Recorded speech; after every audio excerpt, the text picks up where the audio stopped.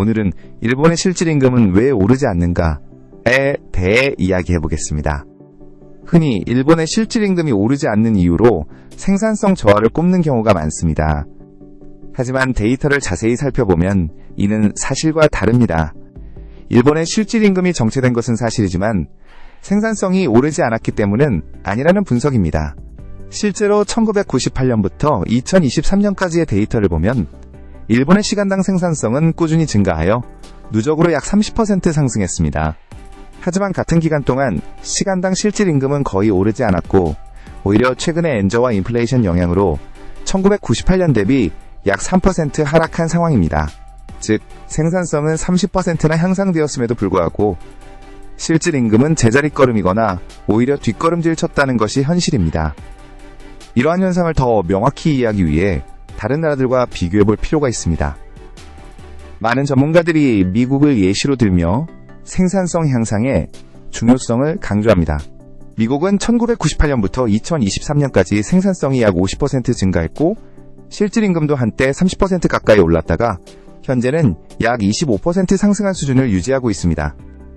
이를 근거로 일본도 미국처럼 생산성을 높이면 실질임금이 오를 것이라는 주장이 나오곤 합니다. 하지만 유럽 국가들의 데이터를 보면 다른 해석이 가능해집니다. 독일과 프랑스의 경우 같은 기간 동안 생산성 증가율은 일본보다 낮았습니다. 그럼에도 불구하고 이들 국가의 실질임금은 꾸준히 상승했습니다. 특히 프랑스는 생산성 증가율이 일본보다 낮음에도 불구하고 미국과 비슷한 수준으로 실질임금이 개선되었습니다. 독일 역시 미국이나 프랑스만큼은 아니지만 실질임금이 꾸준히 올랐습니다. 이는 생산성 향상이 임금 상승의 유일한 조건이 아님을 시사합니다. 중요한 것은 생산성 향상으로 발생한 초과 수익을 어떻게 분배하느냐입니다. 유럽 국가들은 이 초과 수익을 기업 자본과 근로자 노동과 비교적 공정하게 나누는 경향이 있습니다. 반면 미국은 자본이 더 많은 몫을 가져간다는 비판을 받기도 합니다. 그런데 일본의 경우 생산성 향상분의 거의 전부가 자본 측으로 흘러가고 노동자에게는 거의 분배되지 않는 미국보다 더 심각한 불균형 상태라는 분석입니다. 이렇게 실질임금이 오르지 않는 현상은 여러 가지 결과를 낳고 있습니다. 최근 일본을 찾는 외국인 관광객이 급증한 것도 이와 무관하지 않습니다. 다른 나라들은 실질임금이 꾸준히 올라 물가도 상승했는데 일본은 임금과 물가가 거의 그대로이다 보니 외국인들에게는 모든 것이 매우 저렴하게 느껴지는 것입니다. 이는 일본의 상품과 서비스가 낮은 가격에 제공되고 있다는 의미이기도 합니다. 하지만 낮은 가격은 일본 내부적으로는 소비 부진이라는 문제를 야기합니다. 실질임금이 오르지 않으니 가계의 구매력이 높아지지 않고 이는 곧바로 개인 소비의 정체로 이어집니다. 1990년대 후반부터 일본의 명목 소비는 거의 제자릿걸음이고 실질 소비 증가율도 매우 미미합니다. 최근 명목 소비가 급증한 것은 물가 상승 때문이며 실질 소비는 여전히 정체된 상태입니다.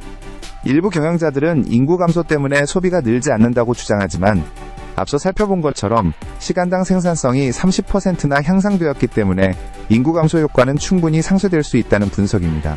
결국 소비 부진의 근본 원인은 실질 임금 정체에 있다고 볼 수 있습니다. 소비가 늘지 않으니 기업들은 국내 시장에서 큰 수익을 기대하기 어렵게 됩니다. 이는 국내 투자 부진으로 이어지고 기업들은 수익을 해외 투자로 돌리게 됩니다.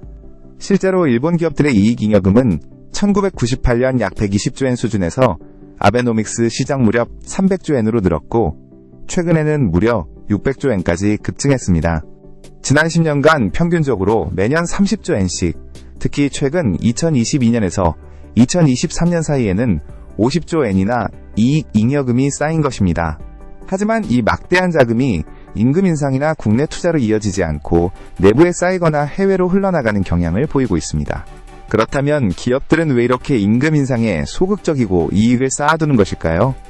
여러 복합적인 요인이 있지만 1990년대 말 금융위기와 일본 특유의 장기 고용 시스템이 큰 영향을 미쳤다는 분석이 있습니다. 과거 일본 기업들은 메인뱅크라고 불리는 주거래 은행의 지원을 받으며 장기 고용 시스템을 유지해왔습니다. 하지만 금융위기로 메인뱅크 시스템이 붕괴되자 기업들은 은행에 의존하지 않고 스스로 위기에 대비해야 했습니다. 이때 많은 전문가들은 장기 고용 시스템도 함께 무너질 것으로 예측했지만 기업들은 다른 방식으로 이를 유지하는 길을 택했습니다. 바로 베이스업, 즉 기본급 인상을 거의 제로형 수준으로 동결하고 필요 인력은 비정규직으로 채용하여 인건비 부담을 줄이는 방식입니다.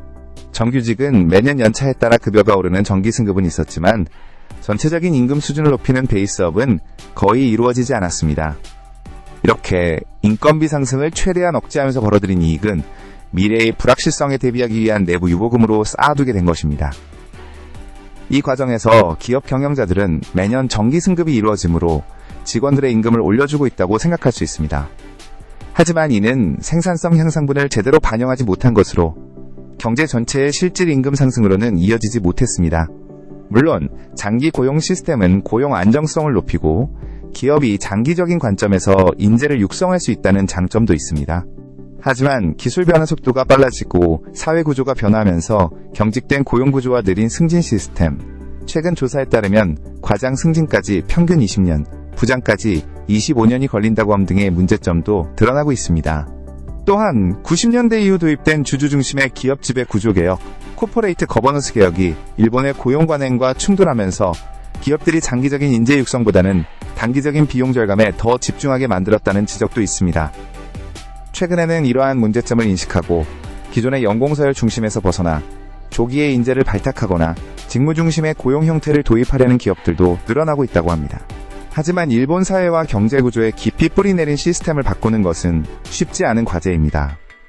결론적으로 일본의 실질 임금 정체는 단순히 생산성 문제가 아니라 생산성 향상의 과실이 노동자에게 제대로 분배되지 않는 구조적인 문제, 그리고 장기 고용 시스템과 기업 문화, 과거 경제 위기의 경험 등 복합적인 요인이 얽혀 발생한 현상이라고 할 수 있습니다. 감사합니다.